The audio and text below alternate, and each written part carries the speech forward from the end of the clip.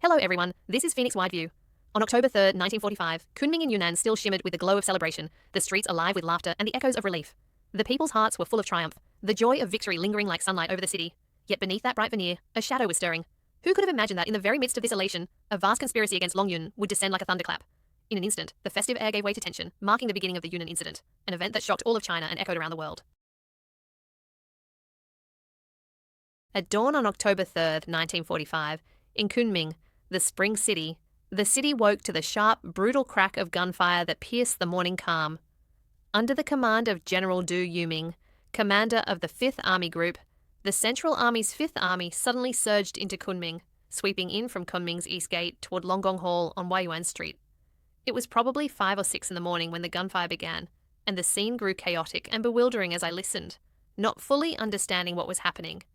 The police chief of Yunnan province at the time, surnamed Sun, phoned our home to report that the 5th Army was entering from the East Gate and pushing deeper into the city. Because the sentries atop the city walls restrained them, they opened fire. In the later period of the War of Resistance, Chiang Kai-shek, under the banner of continuing the anti-Japanese struggle, dispatched large numbers of the Central Army to Yunnan, specifically Du Yuming's 5th Army Group and the 9th Army Group commanded by Guan Linsheng. Song Xilian's 11th Army Group and Hu Kuijiang's 20th Army Group were among those sent, and Du Yuming himself led the 5th Army Group to converge on Kunming. The forces pressed hard against the city. Long Yun did what he could to avert any mishap. Throughout this, he retained the position of chairman of the Military Affairs Commission of the Nationalist Government and the head of Kunming's police, and he issued a stern order that the Central Army must not enter Kunming city. At that moment, Kinmen's 5th Army was assaulting the city.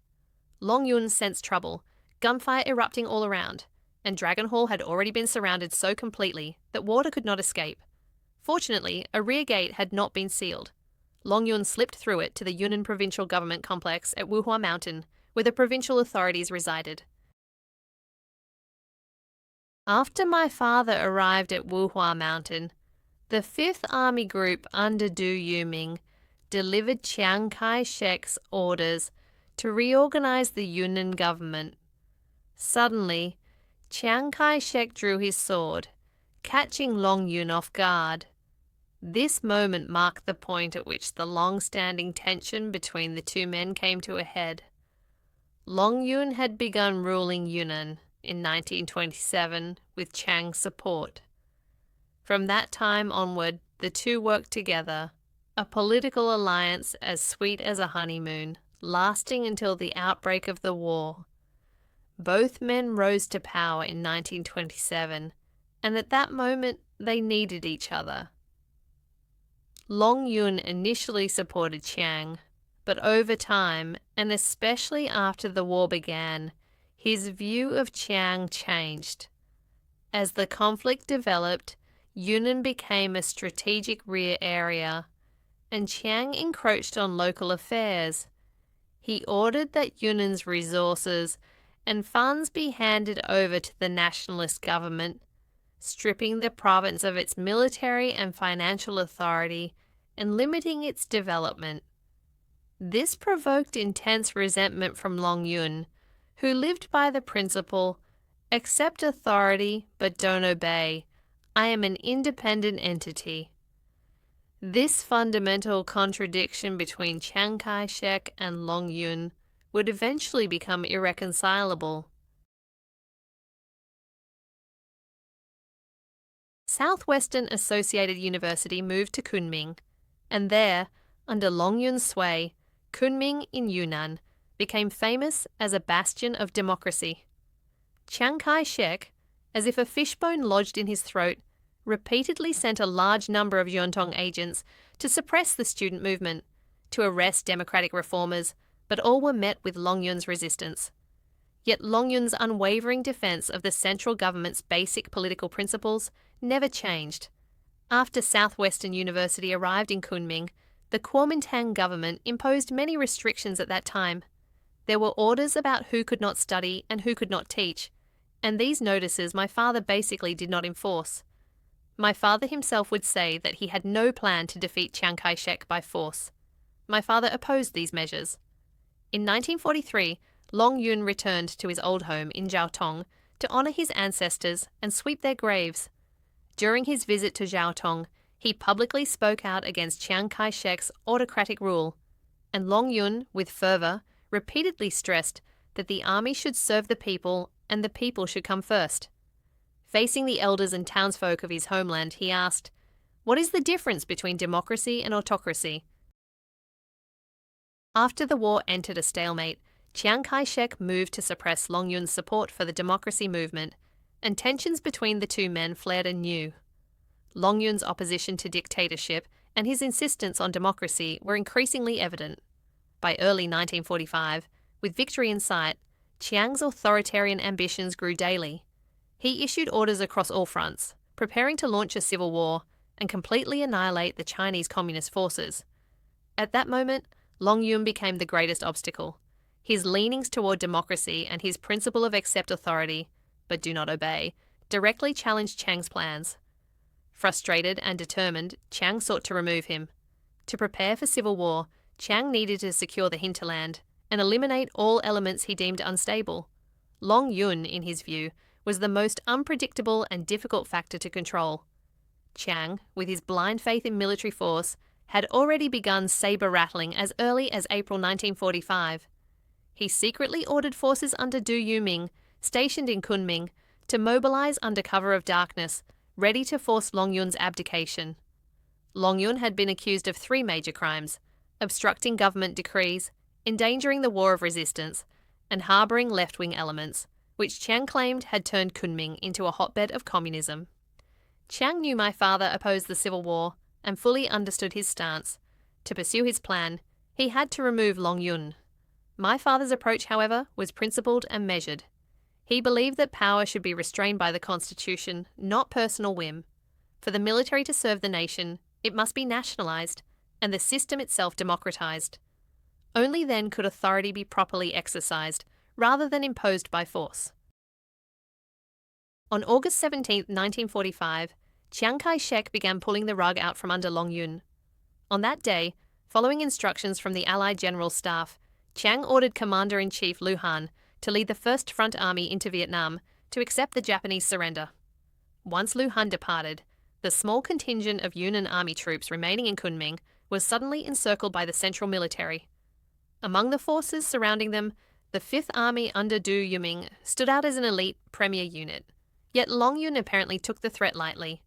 Victory had only just been secured, the sun already high in the sky, yet Chiang's move came abruptly and without warning.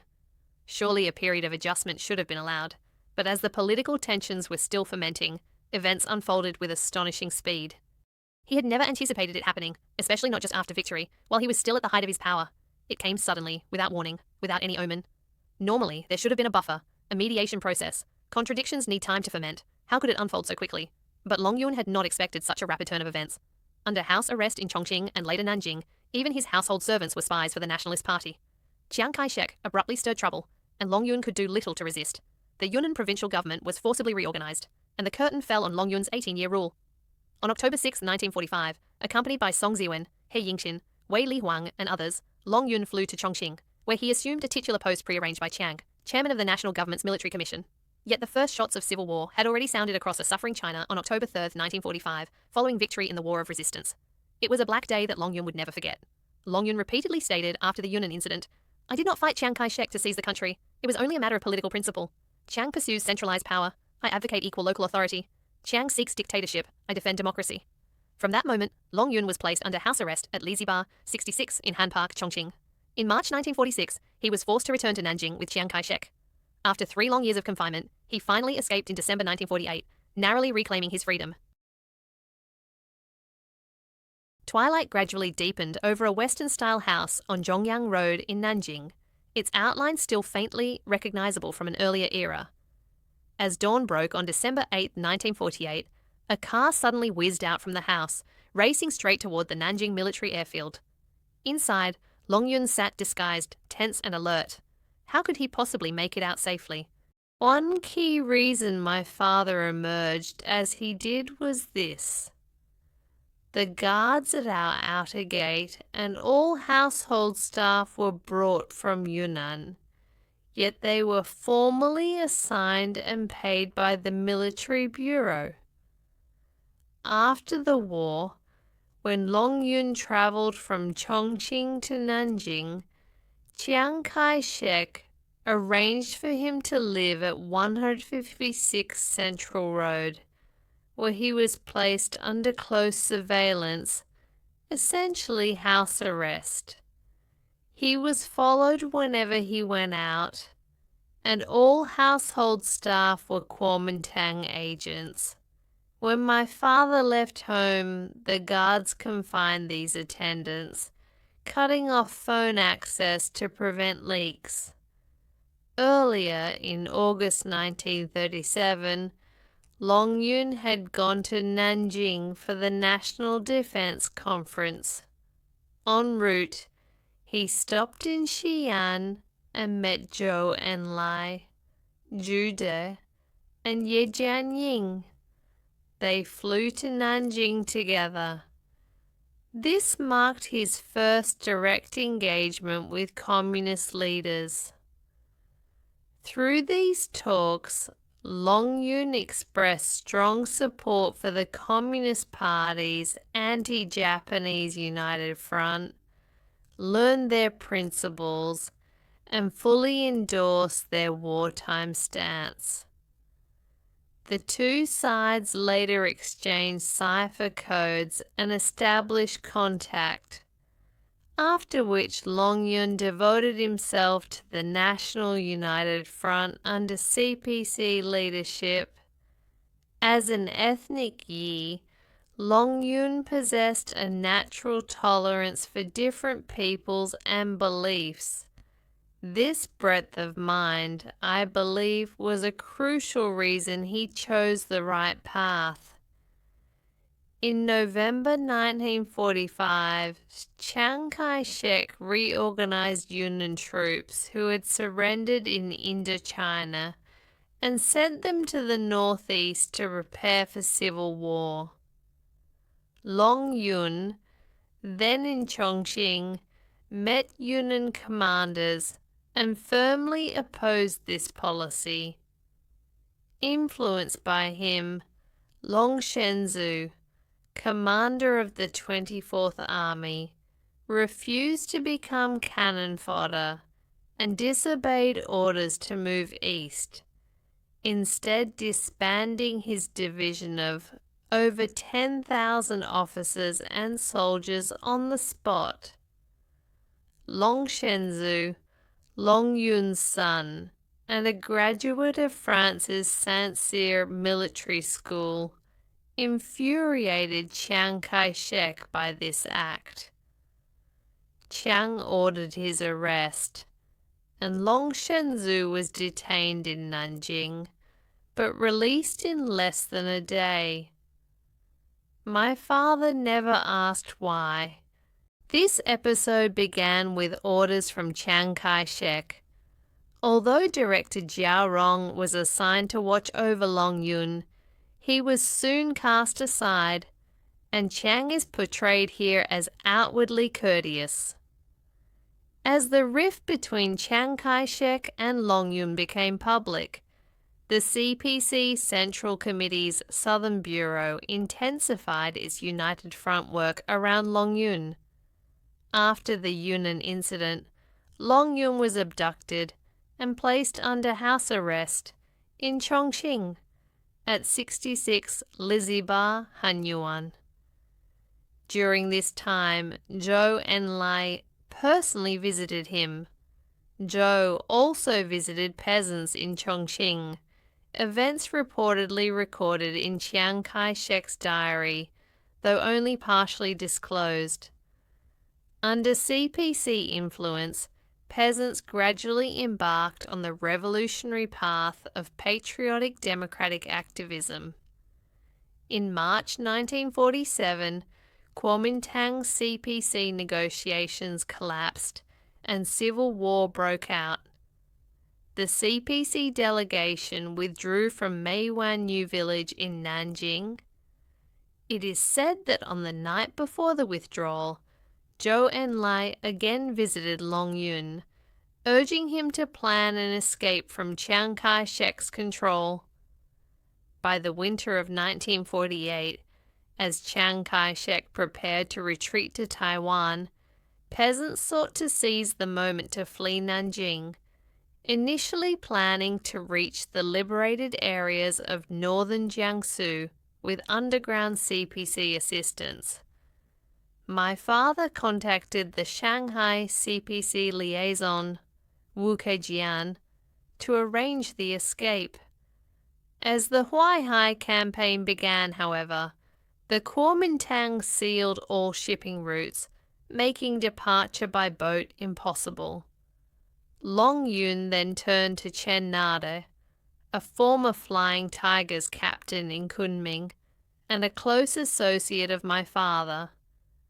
With Chen's help, on December 8, 1948, Long Yun evaded nationalist security, escaped confinement, flew from Nanjing to Guangzhou, and then travelled by boat to Hong Kong, arriving safely at dawn the next day. Long Yun arrived at the Hong Kong border at a pivotal moment, as the domestic political situation was in intense turmoil.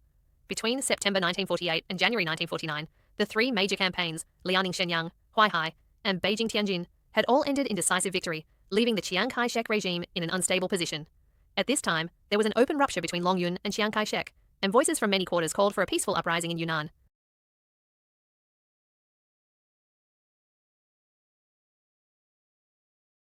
Repulse Bay in Hong Kong is famed for its beauty, where mountains and sea merge into a single vista.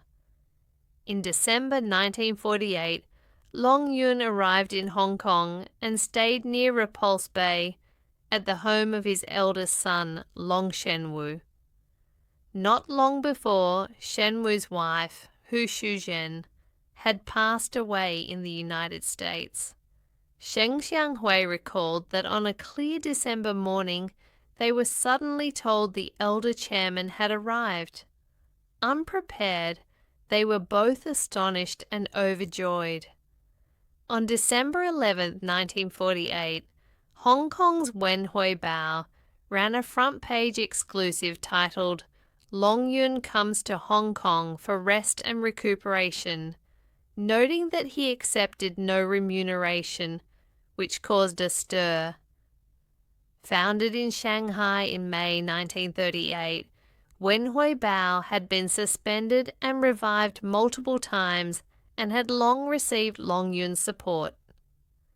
After its second Hong Kong relaunch in September 1948, the paper faced severe financial hardship.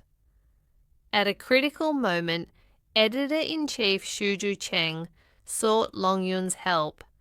Long invested 20,000 yuan, followed by additional shares totaling 40,000 to 50,000 yuan, enabling the paper to survive. Xu later wrote that this funding was decisive. On January 21, 1949, Chiang Kai-shek resigned for the third time. From Hong Kong, Long Yun issued a statement calling the resignation voluntary, but condemned Chiang's role in betraying the nation and held him accountable.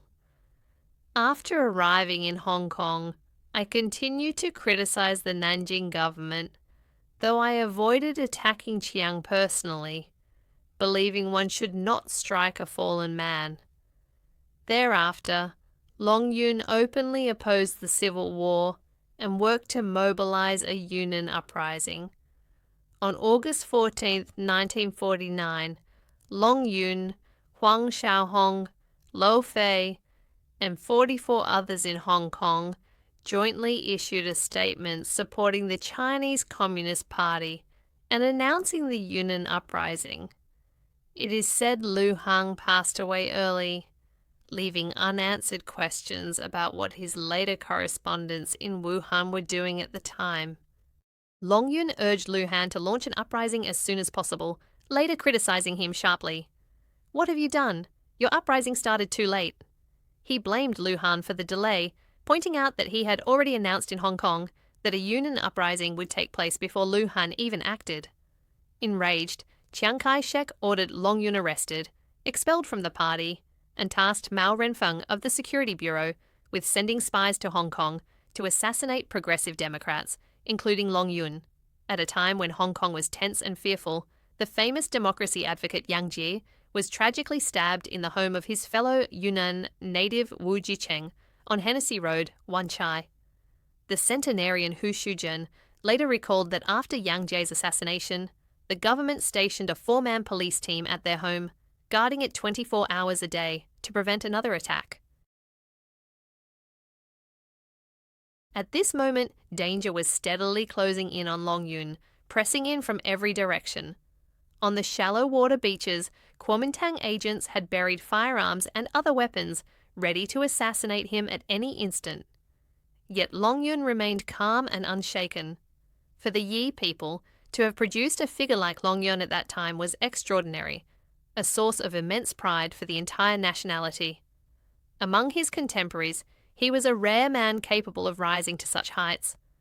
On September 21, 1949, the Chinese People's Political Consultative Conference solemnly opened in Beijing, and Long Yun was listed as a specially invited representative. On October 1, 1949, with the founding of New China, Long Yun was elected to the Central People's Government and appointed to the Central Revolutionary Military Commission, reflecting his broad recognition and remarkable contributions.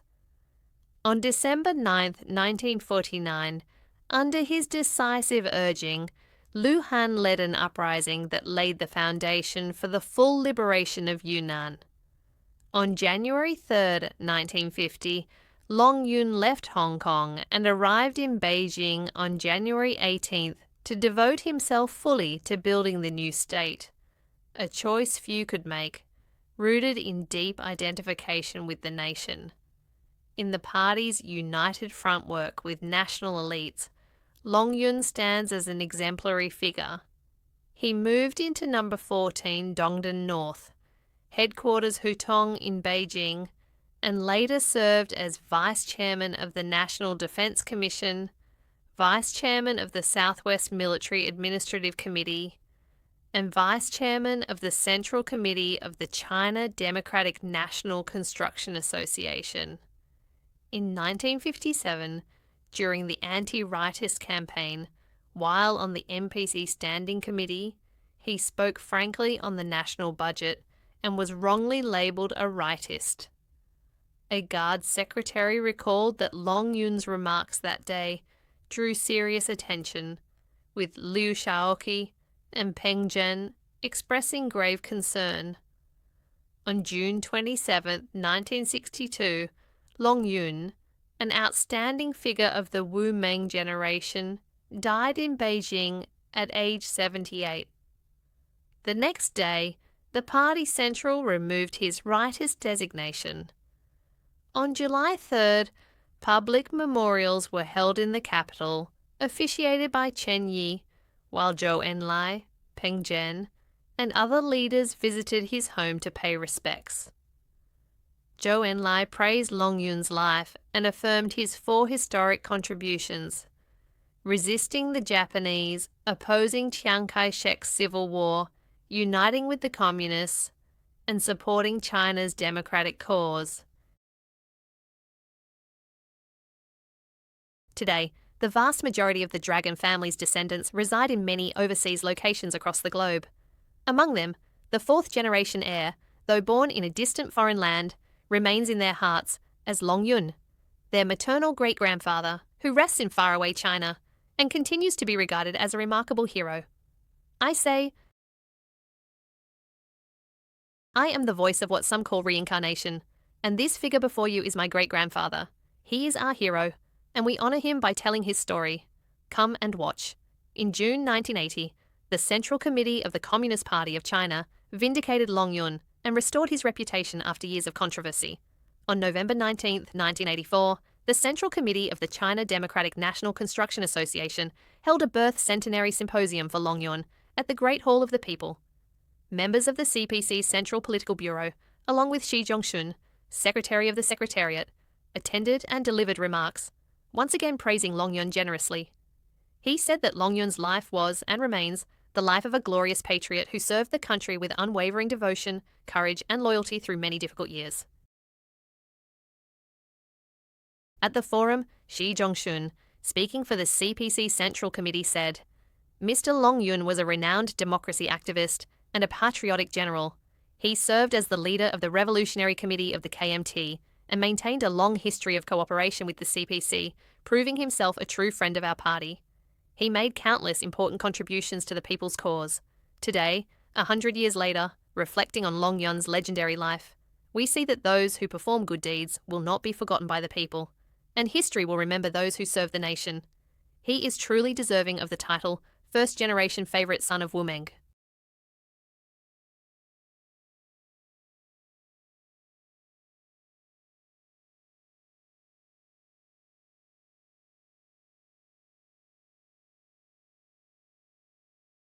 Next up, we bring you the China Resources Phoenix Focus.